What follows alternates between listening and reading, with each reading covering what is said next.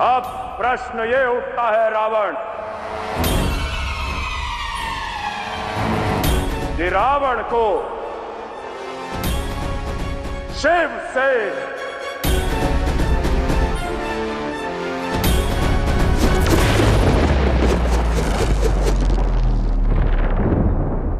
कौन बचाएगा?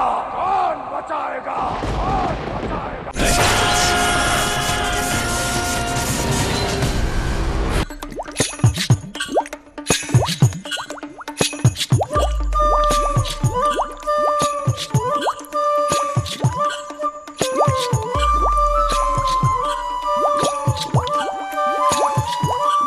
क्या हुआ पापा? नृत्य कर रहे हैं? यह नृत्य क्रम की इच्छा है। मौन! मेरा ध्यान भटका रहे हो या मेरी पीड़ा और बढ़ा रहे हो?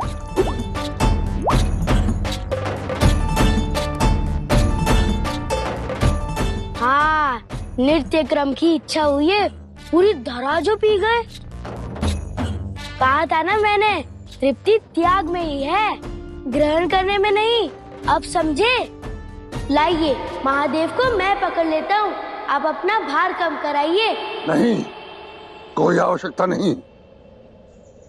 दशानन रावण हूँ मैं, और मैं अपनी इंद्रियों पर नियंत्रण रखना भली भांति जानता हूँ। अद्भुत। चलिए, मैं भी आपकी तनिक सहायता कर देता हूँ। आपको कहानियाँ सुनाकर आपका ध्यान भटकाता हूँ। ठीक है, बोलो।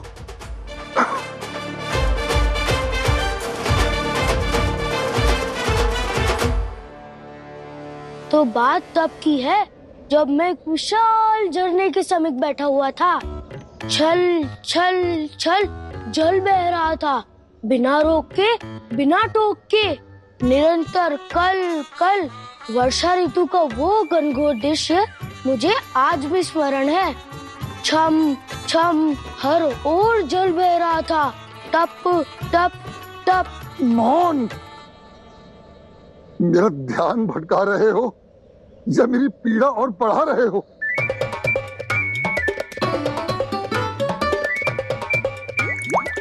क्षमा कीजिए बाबा, किंतु एक तर्क है मेरा। हाथ में पवित्र का प्रतीक है और देह में अपवित्र का वेग। क्या शिव को स्पष्ट करते हुए लघु शंका के लिए ये नृत्य शुभ है? क्या सोचेंगे महादेव? मूर्ख, मेरे भीतर अपराध बोध मत जगाओ।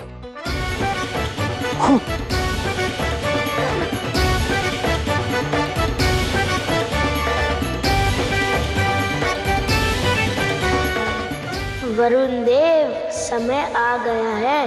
अपने जल तत्व का प्रचंड रूप दिखाइए। लंकेश के भीतर ऐसा विस्तार लीजिए कि इसे विसर्जन के लिए विवश होना ही पड़े।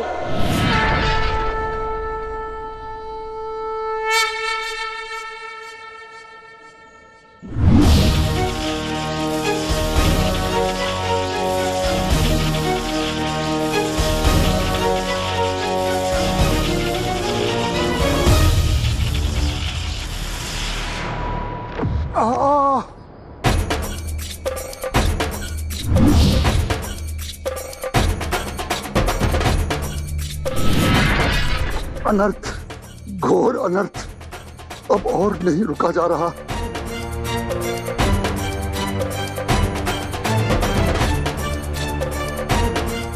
क्या हुआ बाबा?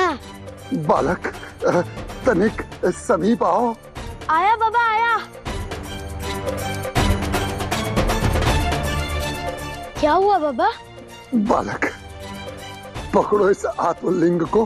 किंतु आप तो मना कर रहे थे ना। तर्क का समय नहीं है बालक, शीघ्र पकड़ो, अन्यथा घोर अनर्थ हो जाएगा। हाँ बाबा, पकड़ता हूँ।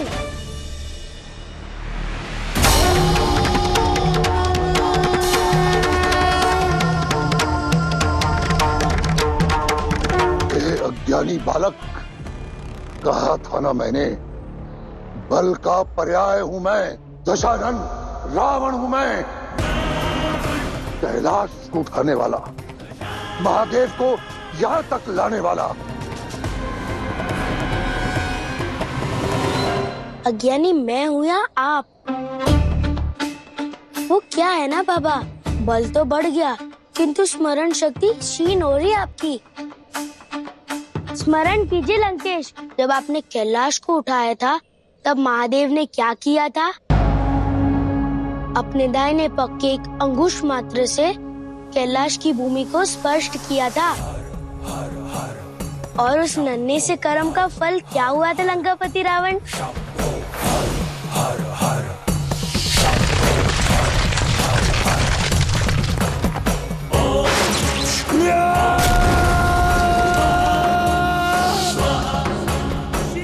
जिन महादेव के एक अंकुश में महाबली रावण को कुचलने का बल है, तो सोचिए बाबा, साक्षात आत्मलिंग जिसमें महादेव की आत्मा समाहित है, संपूर्ण अस्तित्व बसा है, उससे उनकी इच्छा के विरुद्ध उठाना तो दूर, हिलाना भी संभव है।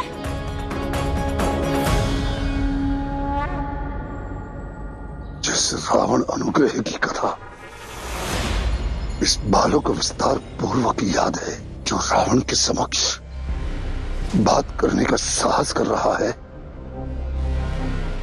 ये बालक अवश्य ही कोई साधारण बालक नहीं। ओ बालक, असत्य का आवरण हटाओ और अपना परिचय दो। परिचय दो बालक। अब तक नहीं पहचाने इन्हें?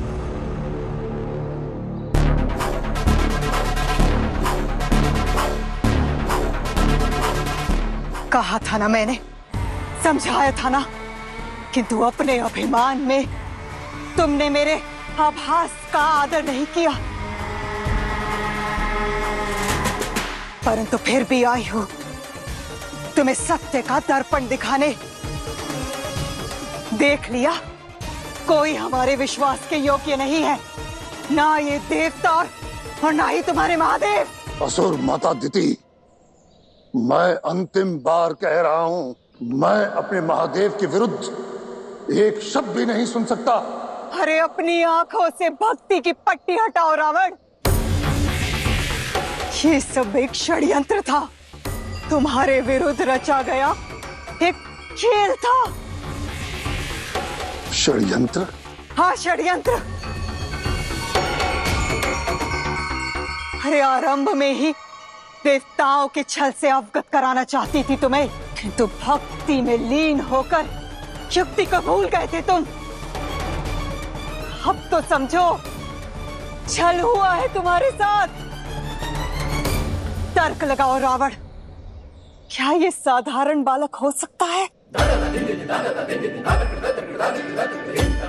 पर जिस आत्मलिंग का भार स्वयं रावण जैसा महायोद्धा इतनी कठिनाई से उठा पाया, उसे एक नन्हे से बालक ने इतनी देर तक कैसे उठा के रखा?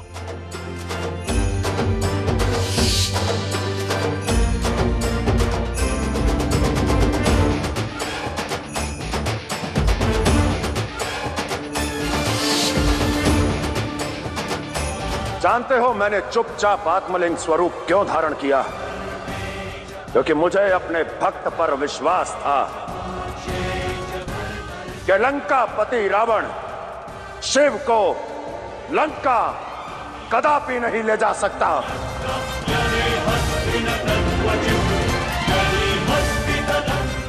और रावण, अब प्रश्न केवल तुम्हारा और मेरा नहीं, शिव और शक्ति की नियति और नारायण के उद्देश्य का है।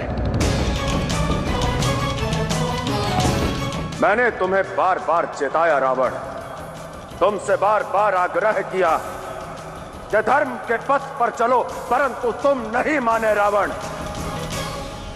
जिसके कारण आज ना तो तुम्हारी कुलदेवी खीर भवानी तुम्हारे साथ है और ना ही शिव।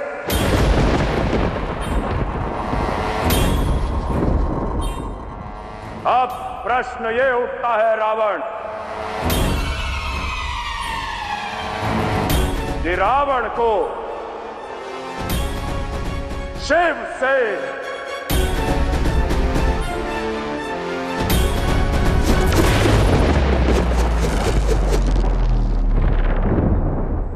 कौन बचाएगा? कौन बचाएगा? कौन बचाएगा?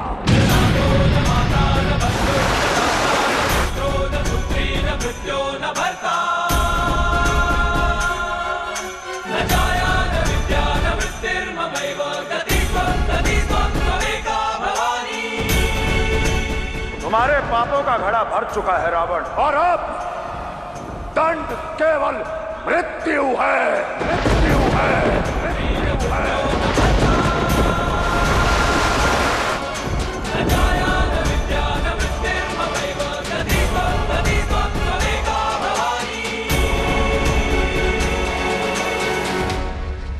तो दीजिए मुझे मृत्यु।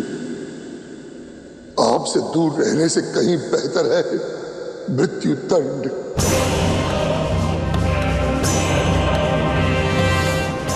कीजिए मेरे इस अर्थहीन जीवन का अंत प्रभु। दीजिए मुझे मृत्यु।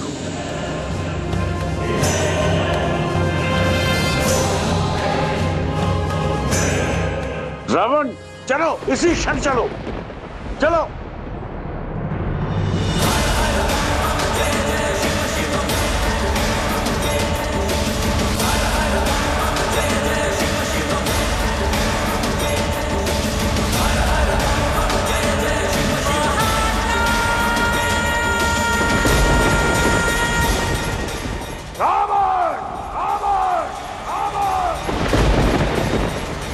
नहीं महादेव,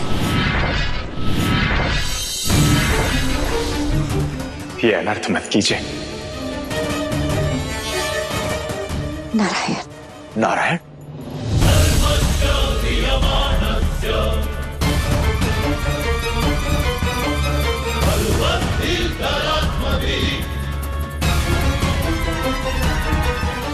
चलो रावण, चलो, इसी क्षण चलो। चलो चलो। यति के निर्धारक अपने ही बनाए नियम को तोड़ रहे हैं। नहीं आराध्य, अपने क्रोधित मन को शांत कीजिए और भविष्य के गर्भ में झांकिए।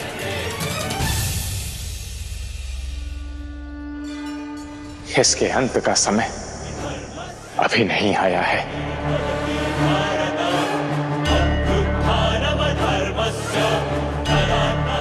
सदा देवों के साथ रहने वाले नारायण का स्वर आज बदल कैसे गया? असुरों का संहार करने वाले रावण को बचाने क्यों गए हैं? भला नियति ने ऐसा क्या निर्धारित किया है?